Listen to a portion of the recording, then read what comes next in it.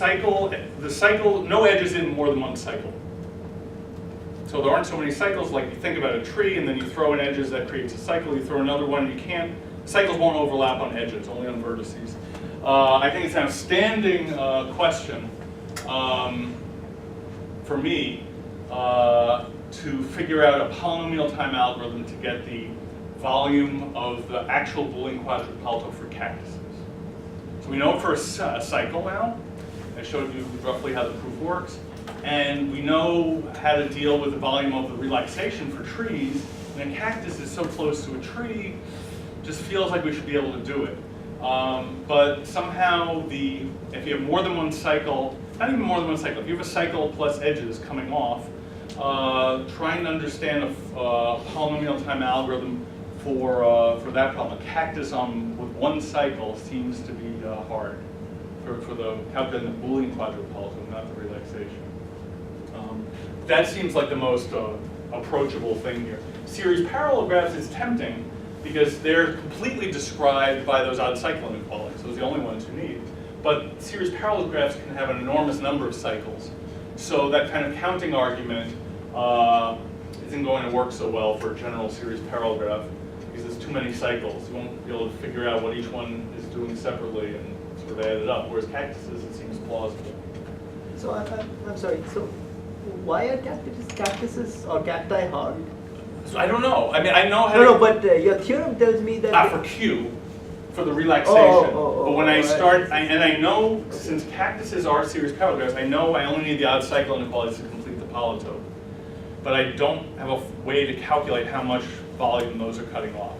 For a cycle, I can do it, but not an arbitrary cactus, or even a cactus with one cycle. If the graph is a cycle, I know how to do it. If there's paths coming off that cycle, things seem to get out of hand. We don't know how to do it. I don't know how to do it. Do you know? No one knows how to do it. Who cares? We've done a complete census. Well, I'm not going to tell you what a tree width is. A graph. Let's just skip to some other stuff. I'll just advertise this a bit. If you go back into this older paper by Liam Morris, we have lots of ways to get volumes of other kinds of polytopes related to vertex packing in graphs, using other kinds of identities about volume that are kind of well known. I'm going to skip all this. Sterling numbers, if you like them, if you're real combinatorists, they come up. So it's a fun game. Threshold graphs also. Let's skip all that. I have one more topic I really want to get to. Here. So something more modern. So I started by talking about this, the workhorse algorithm for mixed integer nonlinear programming in the context of non-convex relaxations is this spatial branch and bound algorithm. I'll get more into what that means and how volumes can help us understand some basic choices in that algorithm. So let me see what I have here. I explained what it means to be factorable, so it just means that you can decompose functions into this library of low-dimensional functions plus half-finite functions. And what you need is, for every library function, so one of these, you need a convexification method for the graph of that function on a box domain. So if here's a function on two variables, the way the algorithm works is I have the domains of the individual variables x and y, they have an upper bound and a lower bound, and what I need is, I think of the graph of that function on that two-dimensional domain. So it's a three-dimensional graph, it's a non-convex set, and I think about the convex hull of that graph, and I need a convexification. I need a convex set that I can access that contains that graph. And then what I'll do is I'll keep partitioning the domains of the variables and reconvexifying, and use that scheme to kind of get closer and closer to analyzing the function over the full domain of all the variables, and I'll be able to certify optimality or near optimality of a solution that way. So that's at a high level how spatial branch and bound works. The key thing is, for these basic functions of a small number of variables, I need a convexification method on box domains. And, well, so I sort of said this here, let's just skip. So here, let's get a little concrete. here's a function that might be in some big formulation. It's x1 times x2 times the sine of x1, x3. And I can decompose it. So for example, I think of the multiplication here, and that breaks the function into x1, x2 times sine of x1, x3. And then I can keep decomposing. I break up that product into those two. And well, that's a one-dimensional function, so I just peel off the sign. And I think of the operator on the edge. And then x1, x3 I decompose further. And what I get is, kind of a directed acyclic graph. I didn't put the edges, but the directions, they all point down. That's my directed acyclic graph, which decomposes the function into the basic variables by these library functions. You can imagine that if I have a convexification method for like w is equal to x1 times x2 and z is equal to sine of x1, x3, if I can convexify at each node, I can compose these convexifications and get a convexification for this function up here. And that's sort of the game of this method, and tightening bounds and subdividing, but that's the general game. And what I just want to point out is that there's different ways to decompose a function because of the associativity of multiplication, for example. So here, I could have instead grouped x2 and sine together instead of x1 and x2 like I did over there. I would get a different decomposition.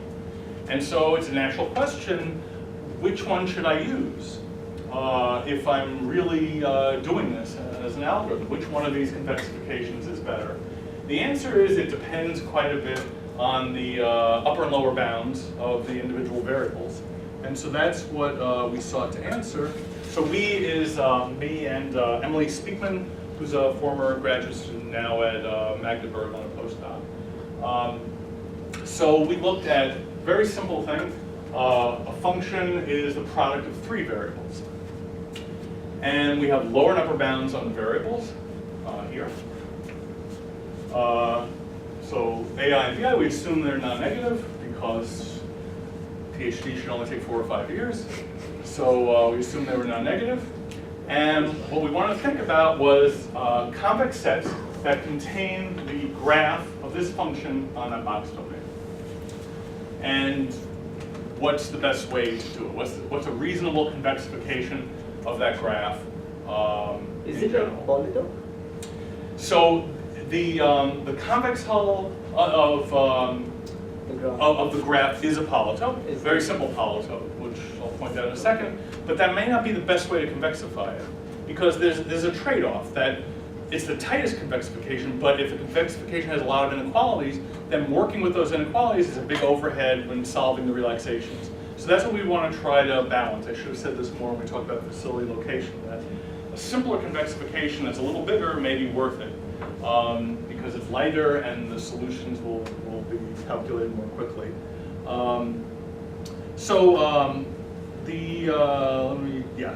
Forget all this. Without loss of generality, I can order the variables so that this holds. Very simple ordering of, look at the ratio of lower bound to upper bound of the variables. I'm going to assume that I've already reordered the variables that way, and that's going to be a key thing in the analysis. Okay, so all I'm given is 6 numbers, lower and upper bound for each of the 3 variables, and I relabel the variables so that this inequality holds. Well, as Amitabh knows, the polytope that I'm really interested in is pretty simple. It's a polytope, so the convex hull of the graph is a polytope, and it has 8 extreme points. All I do is I think about the 8 different choices of setting variables to the lower and upper bound, and then so that's setting the first one equal to the upper bound, the second and third equal to the lower bound, and then the value of f, the product, is just up there. These 8 points are the extreme points of the convex hull.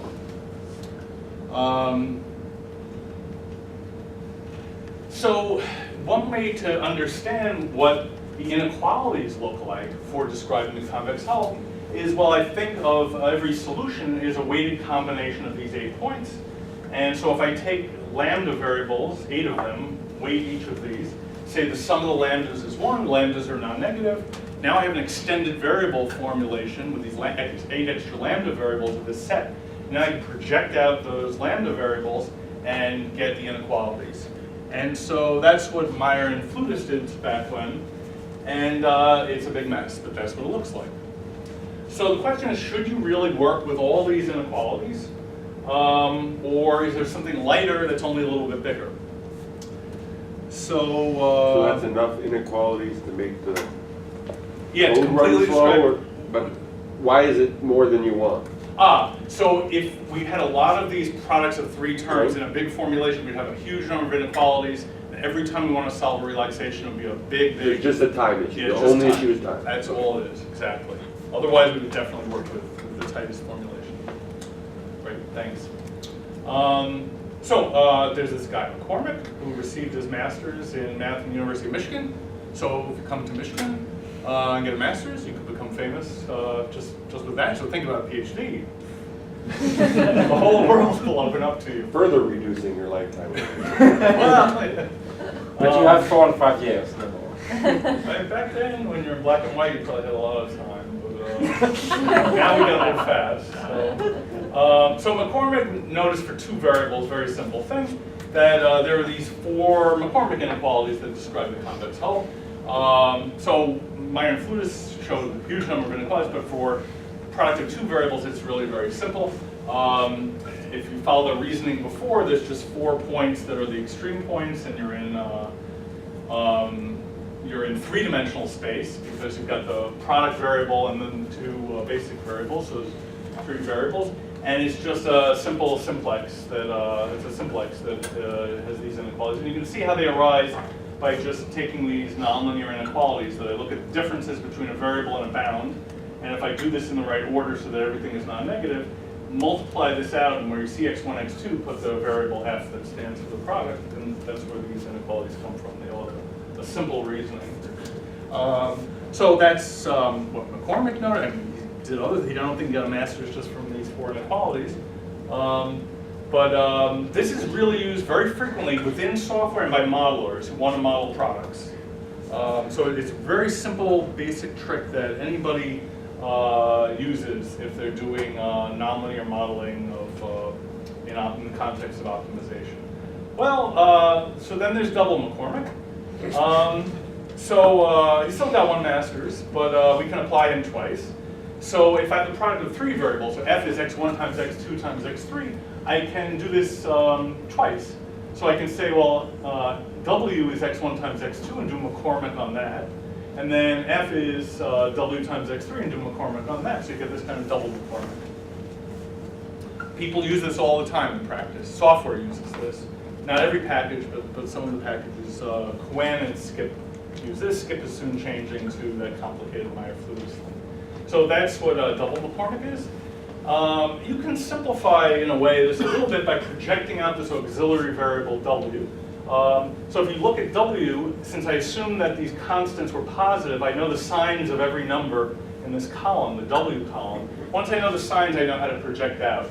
And that's what the projected double McCormick is. So it's just back in the original space of f, x1, x2, x3.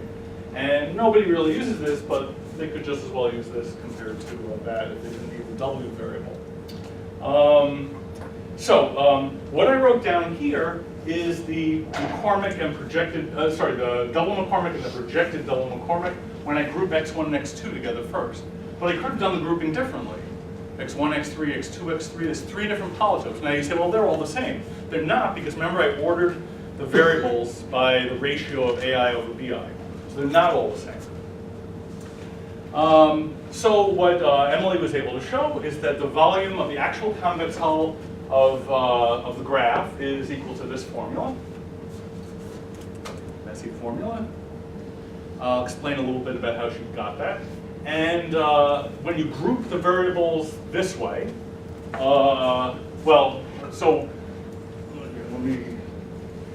P1 means that I first multiply x2 times x3. That's what P1 means. Then the volume is what it was before, plus a little bit more. So this is comparing the double McCormick and the actual convex hull, which had a more complicated inequality description. And so it's interesting to see, how these things compare. We have to analyze, this a little bit. What about the other groupings? Well, there's other formulas. Now you might think all these formulas are the same because of just permuting the names of the variables, but they're not. So the proof of that is what I call the proof of 5. So this formula has the number 5 in it. But this formula does not have the number 5 in it. Therefore, they are not the same formula after permuting variables. Okay, so P1, where I group x2 and That's x... a Michigan proof. Proof of 5, I like the name. The P1 really has a different formula, where I group x2 and x3 together. But these two are essentially the same, just by relabeling the variables. It's not an error, I guarantee you. So with all this, you can actually compare all these things. Obviously, the hull is the smaller volume, but that's the convex hull of the graph. But this is how these things stack up now. You should always use P3. So this is a really simple takeaway.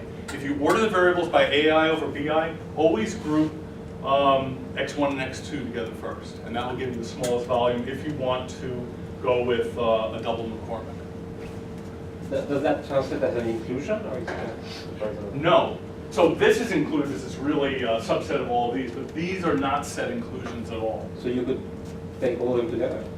Yeah, but now you're back using a lot of inequalities, which is what we're trying to avoid. So, but it'd be interesting. I haven't tried to analyze it to see what is the volume of the intersection of all these polytopes, see how close it is to that.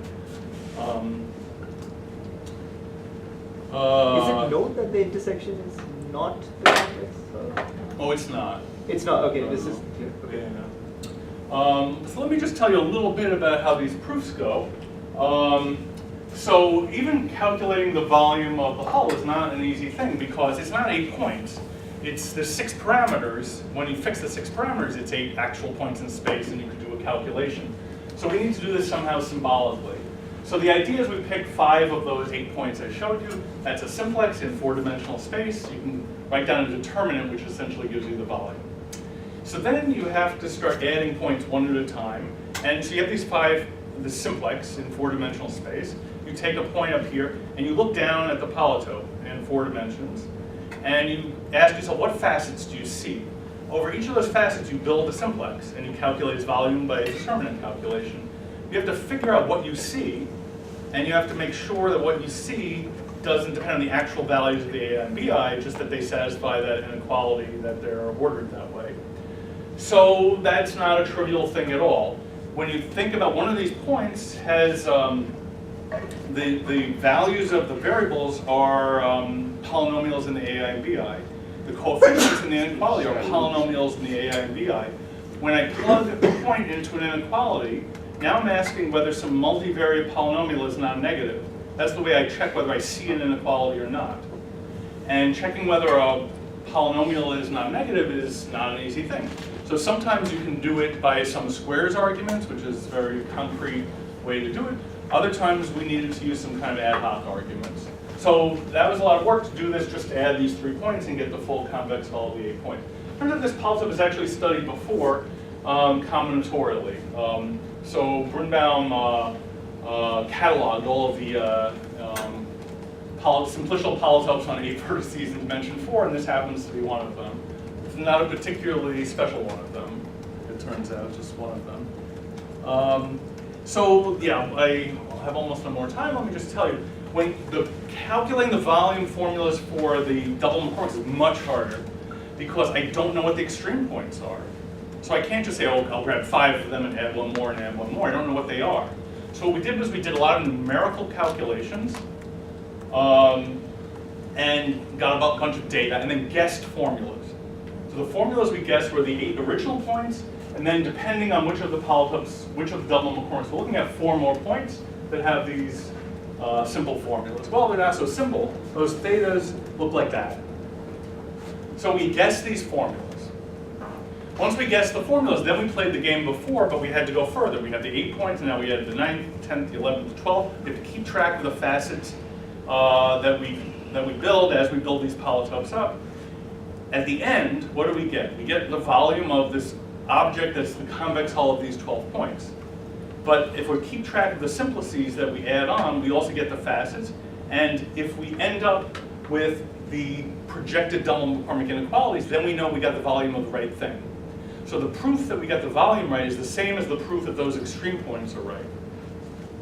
Okay, so we're getting the volume as we build up this convex hull. We're also getting the facets of the object we get as we build up the convex hull. If we end up at the very last stage adding that 12th point and getting the facets of the projected double McCormick, then we actually got the volume the right thing, and that proves these formulas are correct. That's one of these things, like you get this like ridiculous idea to try it out, and then you have like a super graduate student to actually do it, and you get to talk about it. I never would have had the stomach to pursue this to the bitter end. Somehow I had the stomach to get somebody else to do it. Maybe take some more stuff. Yeah, so we're out of time, but let me just say, there's more information you can get out of all of this. So one of the other basic things in branch and bound is deciding for a variable, what variable to branch on and where to branch. And we have results about this for these trilinear terms. So let me just skip to maybe something like that. You can get kind of a little decision tree about if I want to branch on x1 and I'm using that convex hull convexification, what point should I branch at? And well, we have this little decision tree which tells you what to branch on. So sometimes you should branch on that value, or something called Q3 or Q2, which is these complicated formulas. So sometimes you should branch at the midpoint of an interval, sometimes you should branch at different places. If you're trying to minimize the sum of the volumes of the two pieces that you get. And turns out a lot of that guidance that we get out of this mathematically is very similar to what people discovered computationally and just doing experiments with these codes. So this kind of gives some mathematical justification for things that are actually occurring in software. If you want to read more about this, there's this old paper, and these are the things I did with Emily on the McCormick stuff, and this is the stuff I talked about that I did with Daphne on boolean and quadratic polytopes. And that's it.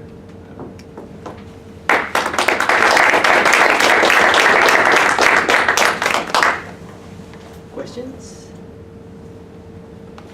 So I have a more sort of broad question. So you're using volumes to compare relaxations, but it could go both ways in the sense that there could be situations where the volume is not very different. But even for the linear problems, forget about the convex. Especially for linear problems. Exactly, especially for linear problems, it could be if you have very skewed polytopes. Yeah, so here's the dream. The dream is to take a class of objective functions and do something that depends on them. Like for linear, that radial discrepancy might be a good idea, might not. Might be that you want to look at solid angle volumes. Or maybe how much you blow it up instead of volumes? Yeah, there's a lot of ways to cook things up. And I think it depends on the class of objective. So linear should be definitely treated separately. This takes the view of I don't know anything about the objective, it might even be black box. The optimal solution would occur kind of uniformly at random across the polytope. So that's, I think this is the only way to look at it if you don't have a class of objectives. But if you have linear objectives, that's a very special class. It's pushing everything to the boundary, and so I don't think this is the right way to look at it at all. And you already saw it for facility location. It's the wrong way to look at it. It doesn't predict the actual behavior for linear objectives. But you have an idea for even like convex or separable convex? What's a good measure? No. I'll tell you, this is a good measure for those trilinear terms. So we did actual computations. That's this paper here. So we did a lot of experiments seeing actual differences in objective gap and if you could predict them based on volume. And looking at these, in this case, we fourth roots of volume, and looking at the difference is a fantastic predictor in a statistical sense for objective gap. So but this was when this trilinear term was in the objective over simple boxes? This was a lot of trilinear terms in the objective. I see. And over a simple box. So like there are these, what do they call them, box QP problems. So we have box CUP problems, box qubit problems. And if you apply this idea to each term in the objective, and we have a lot of them, and then average them, and try to use that as a predictor for objective gap, it has amazingly high R squared in doing this. So it really does seem to, have some merit. But I would say those box domain problems for cubics, was kind of maybe a little hopeful because we're aggregating over many terms. But if you had a lot of other side constraints or something, it might throw everything off. So I think for kind of nicely behaved combinatorial problems, this is probably a good way to look at it. If you're looking at more kind of general structure, maybe not so useful. This is a lot of fun. For the graduates too. Oh, even for me, you're having fun, right? Yeah. Everybody's having fun. Other questions? Okay, let's thank John again. See you in 2043. And there's, as usual, refreshments in room 301. And signing attendance sheet. Lots of people sign.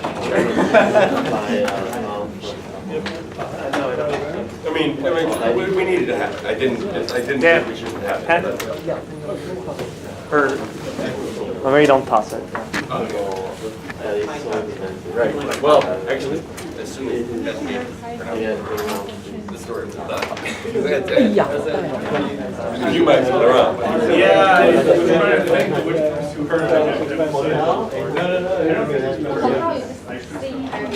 If you pay for me, the Airbnb costs more than $100 per day. Chi ha scritto la mail per avvisare del seminario ha impantonato le cose e ha scritto un titolo con di un tipo e un altro completamente diverso. Il titolo diceva una cosa, se tu leggevi il titolo dicevi cazzo, era interessante. Poi se leggi l'abstract capisci che parla più. Io ovviamente non ho letto l'abstract. Figurati se leggevo l'abstract. Ma io sono sorpreso. Okay. Oh yeah, sure.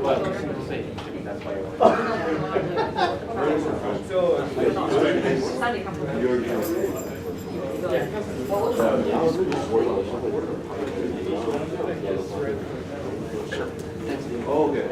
So I created a Blackboard column. Oh, so Yeah, I did. I'll need the performer too as well. Did you agree?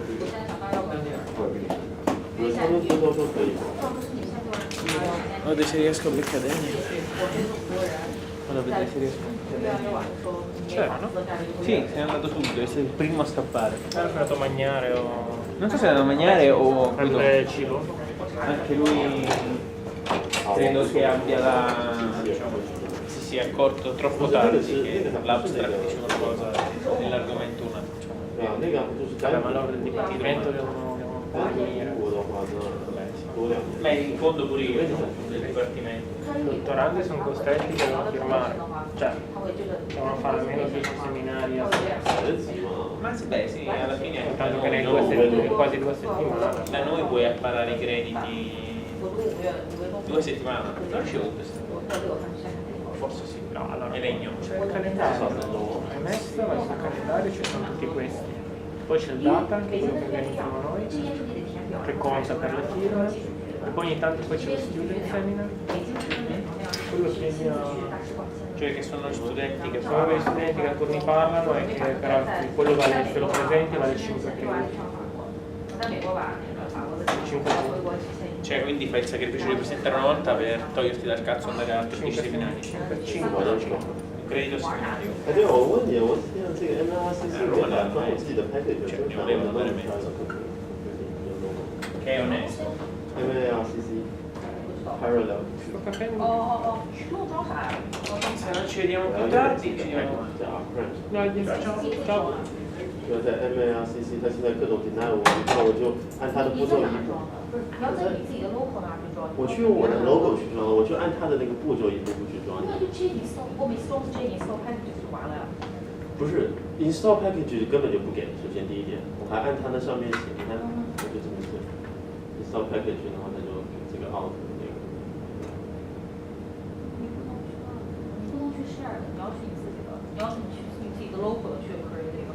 对啊，我 create 了，我按它那个。但是我怎么告诉他我是在 local 的 folder？ 对。他按我的那个，我就按他这个上面是怎么说的，我就是怎么装的呀，就是那个我按他那个package。对啊，我就是在我的 on the directory 里头建了一个 folder， 对啊，就叫 relax， 然后我在那儿装。但你装去哪呢？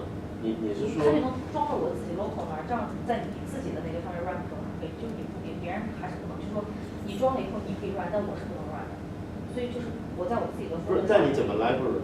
因为就是你直接弄一个 R， 就我这。而且我这个还是要 compile， 里面还有 C++ 的 code 呀，它得是一个。我说过啊，因为先头都有 C++ 的 code， 我就是直接自己的 folder 上就有一个 relax 的一个 folder。对啊，但不是你怎么装？我是按这个装，反正我就按它这个一步步，他说要用这个，然后用这个，然后 install 这个。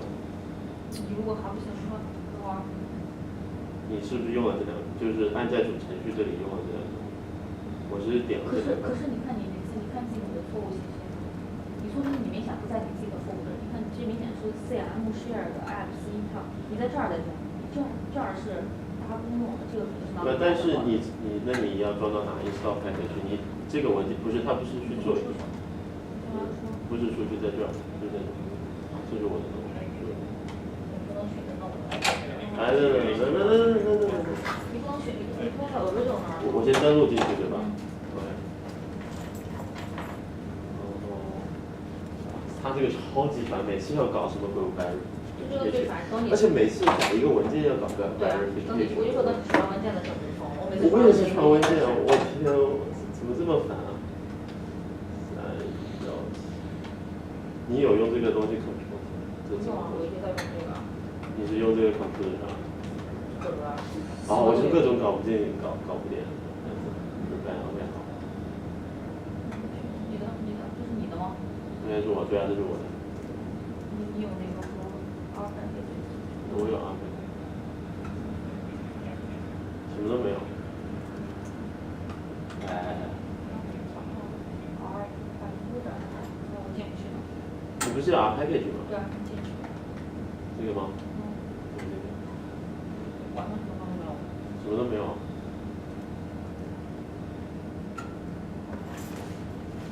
但是你3号你 library 你也要用这个是吧？对啊。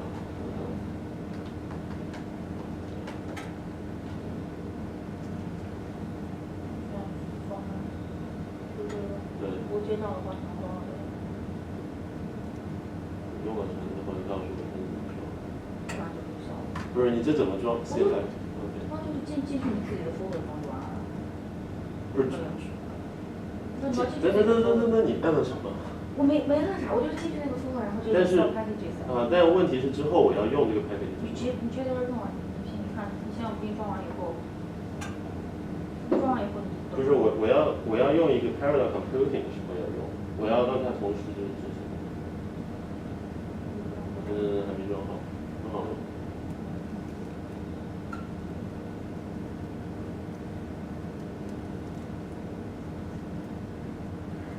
那你现在这样，这个装好了没？不是装好，然后之后你说我就可以用了吗？那我改一下。